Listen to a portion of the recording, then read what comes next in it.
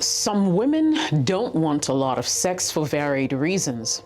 By the end of this video, you should be able to decipher which category your woman falls into and possibly understand better the things that make her feel the way she does. Coming up, I'll give you 5 reasons some women don't want or even enjoy sex. And most importantly, I'll also share some extremely important things that you need to know and how you can deal with this delicate situation. Whatever you do, make sure you watch till the end of this video because I'll be telling you something really interesting that you absolutely must know about. Let's jump into it.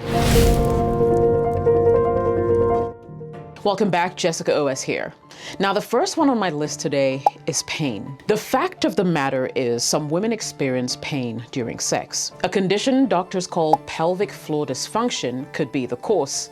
Here, muscles in the base of the pelvis don't relax normally, and that tends to cause pain. Also, there are some women who are either born with a retroverted uterus or what others call a tilted uterus. In fact, approximately 25% of women have it.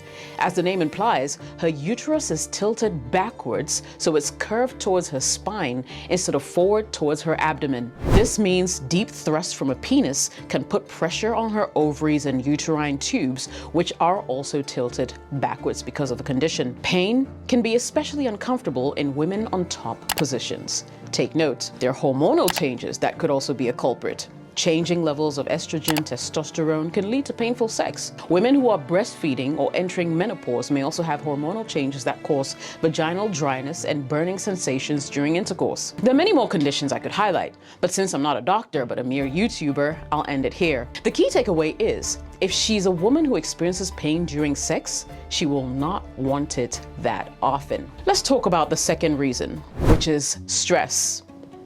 Now, while some men can usually relieve the stress they feel with a good round of sex, women do the exact opposite. Stress can do a number on a woman's libido.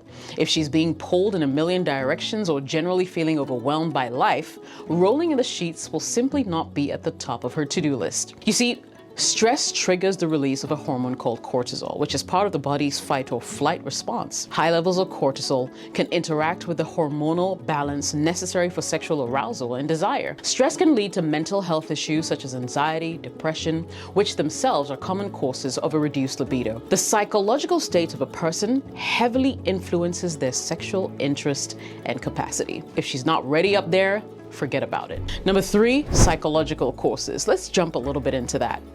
So underlying anxiety or depression, as I already told you, can get in the way of your sex drive. So can issues such as relationship troubles or a history of sexual trauma that can also affect her interest in having sex with you.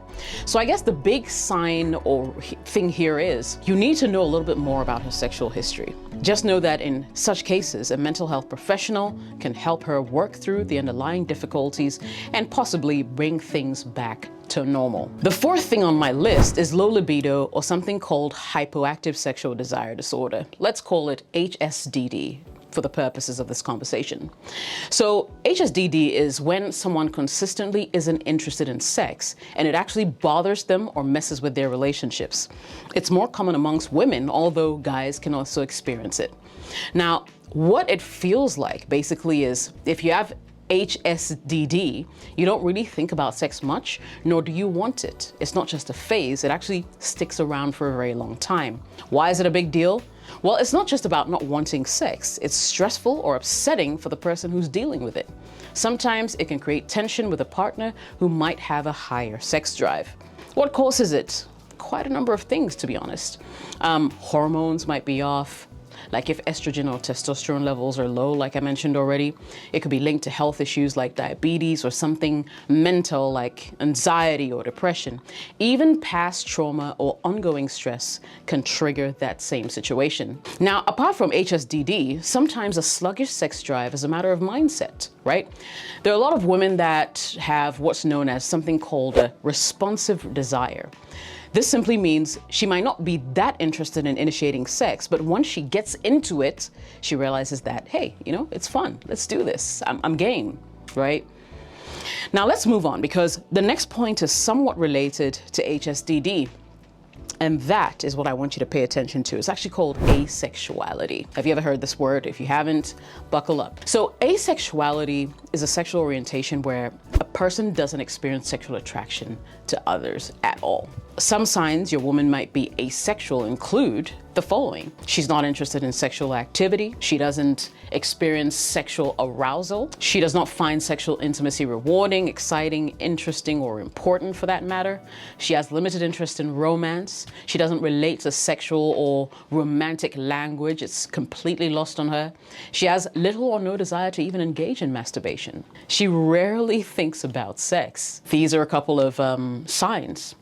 That said, remember that every asexual person is different in the way they approach sexual intimacy. Asexuality exists on a spectrum that ranges from no sexual interest or feelings at all to maybe sex under very specific conditions or circumstances.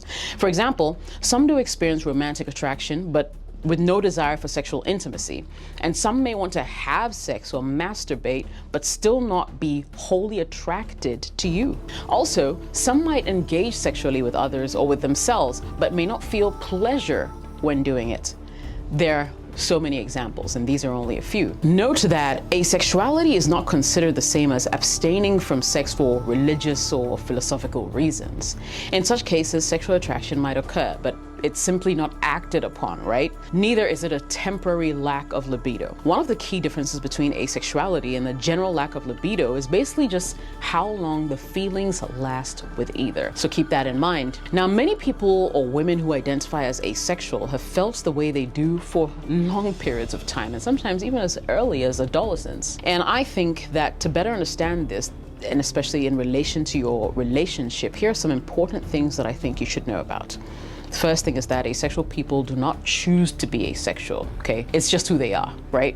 Just like you don't choose to be born black or white or with brown or blonde hair, right? The person you're speaking to or interacting with didn't choose to be asexual. So if the woman you're seeing shared the fact that she's asexual, I think you should consider it a good sign. And, well, know that it has nothing to do with you, and it's actually like a condition or some orientation that she's dealing with. Number two, let me reiterate, her asexuality has nothing to do with you. Don't take your partner's asexuality personally. While it's true that your partner may not be sexually attracted to you, it's not because they don't think you're physically good looking. The reason they're not sexually attracted could be because, well, basically they're just not attracted to anyone, period. Third thing I want you to take note of, asexuality exists on a spectrum. I've already said that. Some people experience sexual attraction, may want to masturbate, want to have sex with their partners, etc., while others simply will not. It really just depends on the person. It's subjective. Fourth thing you want to know is dating someone who's asexual doesn't necessarily mean that you won't ever have sex. There are some other asexual individuals who might be willing to have sex and entertain conversations pertaining to sex. There are even asexual people who don't necessarily seek sex themselves, but will be open to having it with someone they really care about. It just depends on the individual and what they're comfortable with. Okay, so don't make this about you. Fifth thing, your relationship can still be fulfilling even without sexual intimacy. Don't worry if sex is off the table. A relationship still may be able to work. And if you write off all sexual or asexual individuals, you can miss out on an opportunity to actually meet some really special someone who will provide the companionship that you might be looking for in life.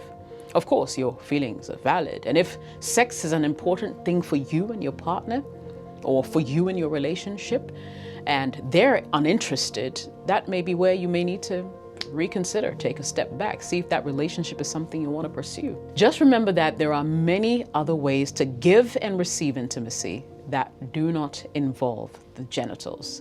And you can look into it. Watch this channel. I've got so much information there. Finally, communication is seriously important and is necessary. Communication is the key to any healthy, happy relationship. That's a fact.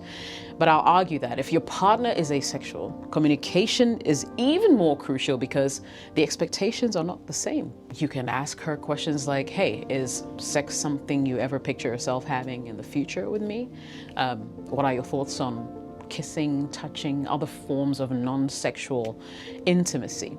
You know, how do you feel about talking about sex, watching it on TV, etc.? these questions can begin to really open up conversations that will give you true direction on where you want to go. I'll wrap up this video now. So I spent a considerable amount of time on asexuality because a lot of people don't even know about this orientation. However, just know that your decision to stick with a woman who experiences some of these things mentioned in the video is your choice and your choice alone. If these are deal breakers for you, then perhaps it's time to end that relationship. If you're also so in love that you're willing to compromise, that will also be a decision you would have to make. I cannot make that decision for you. I hope this video opened your eyes to some new perspectives when it comes to your woman not liking sex that much. And I hope that it makes you a little more maybe empathetic about her situation. Most importantly, I hope it'll allow you to make a good decision about where you'd like your relationship to go next. My name is Jessica OS. Thank you so much for watching this video. I'll definitely be catching you in the next one. Cheers.